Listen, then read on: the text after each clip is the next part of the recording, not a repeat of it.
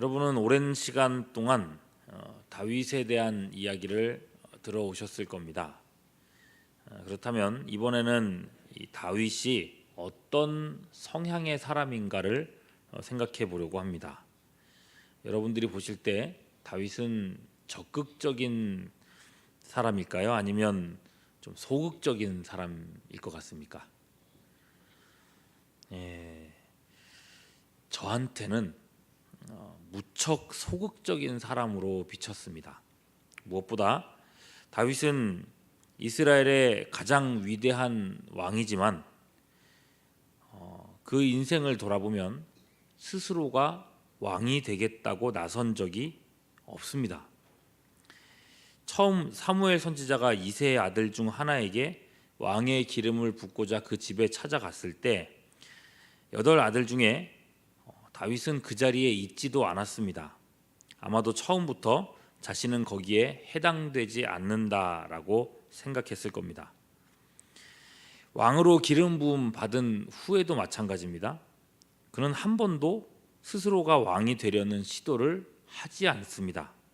그저 주어진 상황에 따라서 살아갈 뿐입니다. 사울 왕이 죽이려고 쫓아다닐 때도 나도 기름 부음 받았다라고 대항하지 않았습니다. 그저 열심히 도망만 다녔습니다. 어떤 반격도 시도하지를 않았죠. 그리고 사울이 죽은 후에도 그랬습니다. 다윗이 스스로 이제 사울이 없으니까 내가 왕이 되어야겠다라고 나서지 않았어요. 사무엘하 2장 4절에 보면 유다 사람들, 유다 지파 사람들이 와서 거기서 다윗에게 기름을 부어 유다 족속의 왕으로 삼았다 얘기했습니다. 그리고 후에 5장 3절에 가서도 보면요, 이 선대왕 사울의 편에 있었던 이 나머지 지파 사람들이 먼저 와서 다윗에게 기름을 부었습니다. 그렇게 다윗은 떠밀리듯이 이스라엘 전체의 왕이 되었던 겁니다. 아들 압살롬이 왕권을 빼앗으려고 달려들었을 때도 생각해 보십시오. 그는 왕위의 그 자리에 연연하지 않았습니다. 그냥 도망갔습니다. 쫓아오니까요. 그렇게 봤을 때 참 소극적이구나라는 생각이 드는 거예요. 그리고 이 소극적인 태도는요, 아들 솔로몬에게 왕위를 넘겨줄 때도 또 똑같이 드러나죠. 다윗의 후계자가 솔로몬이라는 것을 하나님도 말씀하셨고 다윗 자신도 그렇게 공표했었습니다. 그럼에도 다윗이 늙고 무기력해졌을 때 큰아들 아도니아가 왕위를 쟁탈하려 모의하죠. 그때까지도 손 놓고 있습니다. 그러다가 열왕기상 1장 11절 이하에 나단 선지자가 중간에 나서서 중재를 하고 또 모략을 써서 가까스로 솔로몬이 왕이 될 수 있었죠. 이럴 정도로 다윗은 소극적인 사람이라는 생각이 듭니다. 자기가 먼저 앞장서서 자신의 앞날을 도모하지를 않습니다. 그저 주어진 대로 살아가고 주어진 일들에 최선을 다하는 스타일, 그런 사람이었던 것 같습니다. 그러면 방금 말씀드린 바 솔로몬에게 이 왕위를 물려준 일을 생각해 보시고요, 이 다윗의 소극적인 태도와 오늘 읽으신 본문의 태도를 비교해 보시죠.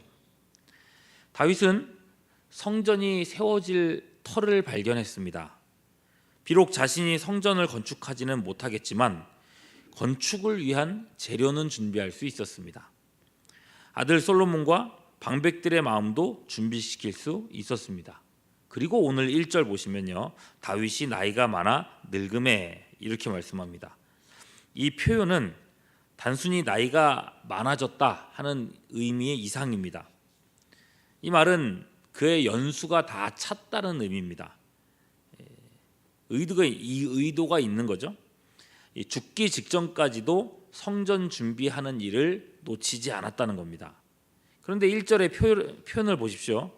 다윗의 나이가 많아 늙음에 아들 솔로몬을 이스라엘의 왕으로 삼고 이렇게 말합니다. 사실 아들을 왕으로 세우는 일이야말로 얼마나 이 사람의 인생에 있어서 중대사가 되겠습니까? 열왕기상에서도 이 사건에 상당히 많은 지면을 할애했었습니다. 그러나 여기서는 그렇게 하지 않아요. 그저 짧은 표현으로 끝냅니다. 아들 솔로몬을 이스라엘의 왕으로 삼았다. 이게 끝입니다. 다윗의 관심은 오직 성전에 있습니다. 앞서 살펴봤던 것처럼 그렇게 소극적인 사람인데 성전과 관련된 일에서는 이렇게 적극적일 수가 없습니다. 어제까지 말씀에서는 성전 외형 건축을 위한 준비를 했다면 오늘 말씀은 성전 안에서 일할 직분자를 준비시킵니다. 특별히 레위 사람들의 역할을 정리해요. 3절 보시면 레위 사람 30세 이상의 남자의 수가 3만 8천 명이었다라고 얘기하죠. 이 사람들을 네 분야의 일로 나눕니다. 2만 4천 명은 성전 일을 돌보게 하고 6천 명은 관원과 재판장으로 삼고 4천 명은 문지기로 그리고 4천 명은 성가대원으로 이렇게 네 파트로 일을 나눕니다. 이 그룹을 좀 살펴보자면요. 성전 일을 보살피는 사람이 2만 4천 명이다라고 되어 있습니다. 그들이 어떤 일을 하는가? 28절 이후에 보면은 그 말씀이 나오는데요.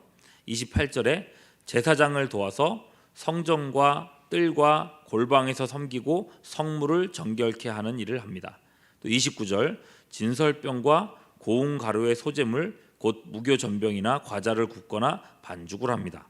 31절 안식일과 초하루 같은 절기에 번제의 수요가 정확하도록 관리합니다. 자, 이런 일들을 하는데 거의 제사장의 일과 거의 겹치고 있죠. 그 일을 돕는 일입니다. 근데 한꺼번에 2만 4천 명이나 되는 인원이 들어가지도 못할 뿐더러 필요하지도 않습니다. 학자들은요, 이 2만 4천 명을 어떻게 운영했는가를 연구했는데 한 달 단위로 1,000명씩 순번제로 돌아갔다고 합니다. 그러면 언제 한 번씩 그 자기 순서가 돌아올까요? 2만 4천 명이니까 24개월마다 즉 2년마다 성전 사역을 감당하게 했던 겁니다. 한 달 사역을 위해서 2년을 준비하는 그런 그룹입니다. 여러분 생각해 보십시오. 한 달을 일하게 하기 위해서 2년을 먹여 살리는 겁니다. 그만큼 비효율적인 일이 어디 있습니까? 물론 그 외에 또 다른 잡다한 업무들이 있었어요. 그러나 그들의 주 임무는 성전 제사를 2년에 한 번씩 섬기는 일이었다는 것입니다. 그것보다 중요한 건 없었습니다. 다윗은 레위인들이 성전 섬기는 일에 최선을 다할 수 있도록 조직을 구성했던 것입니다. 여기에서요, 초대교회 사도들의 태도가 엿보이지 않습니까? 초대교회 성도들이 늘어나고 교회의 일들이 늘어남에 따라 사도들은 그 일을 분류합니다. 구제와 섬기는 일들은 물론 중요하고 또 잘못하면 시험들 정도로 주의가 굉장히 필요한 일이지만 사도들은 그 일을 내려놓습니다. 평신도 직분자들과 짐을 나눕니다. 그리고는 교회가 참으로 집중해야 할 일에 에너지를 쏟기로 합니다. 사도행전 6장 4절 우리는 오로지 기도하는 일과 말씀 사역에 힘쓰리라.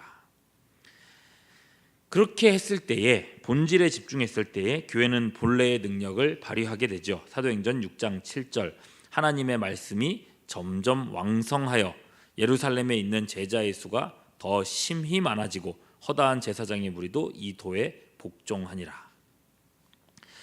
이렇게 사도들이 말씀과 기도에 집중했던 것처럼 다윗은 성전 제사에 집중했습니다. 그것으로 이스라엘 전체를 성전 중심의 공동체로 세울 채비를 해놨습니다. 또 한 가지 보자면요, 다윗의 세심함이 보이는 부분이죠. 3절 말씀 보시면은 여기서는 레위 사람을 몇 세 이상으로 계수했는지를 보십시오.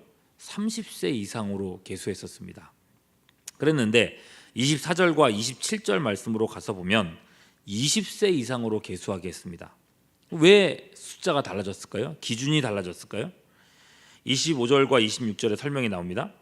다윗이 이르기를 이스라엘 하나님 여호와께서 평강을 그의 백성에게 주시고 예루살렘에 영원히 거하시나니 레위 사람이 다시는 성막과 그 가운데 쓰는 모든 기구를 맬 필요가 없다.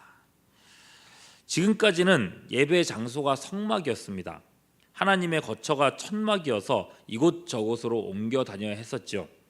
그때마다 그 무거운 천막 재료들을 옮겨야 했고 그 일에는 숙달된 일꾼들이 필요했습니다. 그래서 30세 이상의 사람들로 구성을 했던 거죠. 그러나 이제는 그럴 필요가 없게 됐습니다. 성전이 세워지면 더 이상 위험 부담이 없게 되었으니 이제 20세 이상 되는 청년들도 얼마든지 이 일에 동참할 수 있게 되었다는 것입니다. 그렇게 해서 더 많은 사람들이 이 성전의 일에 동참하고 인력난을 걱정할 필요가 없게 되었다는 것입니다. 자, 이렇게 다윗은 아주 세심하게 그러나 그 어느 때보다도 적극적으로 성전 건축을 위한 준비를 도모했습니다. 아들에게 왕위 물려주는 것은 그리 신경 쓰지 않았습니다. 오직 하나님의 성전 건축에 매진했습니다. 그러나 여러분, 다윗이 너무했다라고 생각하지 마십시오. 다윗이 하나님의 일에 매진했을 때에 하나님은 다윗의 집을 세워주셨습니다. 그게 하나님의 약속이었죠. 솔로몬은 아무런 어려움 없이 왕위를 이어받았고요. 심지어 전무후무한 지혜로 이스라엘을 최고의 나라로 만들었습니다. 아버지가 애쓴다고 될 일입니까? 오늘날 저 대기업의 총수들 자녀들이 지탄받고 있는 것을 보십시오. 내가 애쓰고 노력해서 자녀들에게 잘 물려주기만 하면 되리라 생각하지만 그걸 계승하고 지켜내는 건 전혀 다른 문제입니다. 그것은 하나님께서 손대주시고 울타리쳐 주셔야만 가능한 일입니다. 아마 다윗은 그 사실을 정확히 알고 있었습니다. 한 단계를 더 생각해 보시죠. 우리가 다루고 있는 이 역대 상하는 포로 후기 백성들을 위하여 기록한 책입니다. 당시 사람들, 포로 후기 백성들이 들었던 책망이 이거죠. 학개 1장 3절에서 6절. 여호와의 말씀이 선지자 학개에게 임하여 이르시되 이 성전이 황폐하였거늘 너희가 이때에 판벽한 집에 거주하는 것이 옳으냐? 그러므로 이제 만군의 여호와가 이같이 말하노라. 너희는 너희 행위를 살필지니라. 너희가 많이 뿌릴지라도 수확이 적으며 먹을지라도 배부르지 못하며 마실지라도 흡족하지 못하며 입어도 따뜻하지 못하며 일꾼이 삭슬 받아도 그것을 구멍 뚫어진 전대에 놓음이 되느니라. 여러분, 다윗은 세상의 일들에 대해서는 소극적이면서도 하나님의 일에 대해서는 더할 수 없이 적극적인 사람이었던 걸 보게 되는 겁니다. 그 순해 보이기만 했던 다윗이 하나님을 욕하는 골리앗에게 달려드는 걸 생각해 보십시오. 하나님이 기뻐하시는 사람이 이런 사람 아니겠습니까? 오늘날 많은 성도들이 세상적인 일들에 몰두하느라 하나님의 일은 뒷전이 되어버린 그런 모습을 봅니다. 그래, 이 일이 너무 중요해서 그러는 거니까 하나님도 이해해 주시려니, 그렇게 생각한다면 하나님은 어떻게 반응하실까요? 그래, 내가 네 일을 책임지지 않는 걸 너도 이해해 주겠구나, 그러지 않으시겠습니까? 성도의 신앙 문제뿐만 아니라 그 삶까지 피폐해지는 이유가 무엇입니까? 우리의 우선순위가 하나님이 아닌 세상에 있기 때문이 아니겠느냐는 것입니다. 오늘 다윗의 태도를 곱씹어 생각하시면서 나와 내 집은 어디에 집중해야겠는가, 이 신앙의 자세를 새롭게 하는 귀한 시간 될 수 있기를 주님의 이름으로 축원합니다. 기도하겠습니다.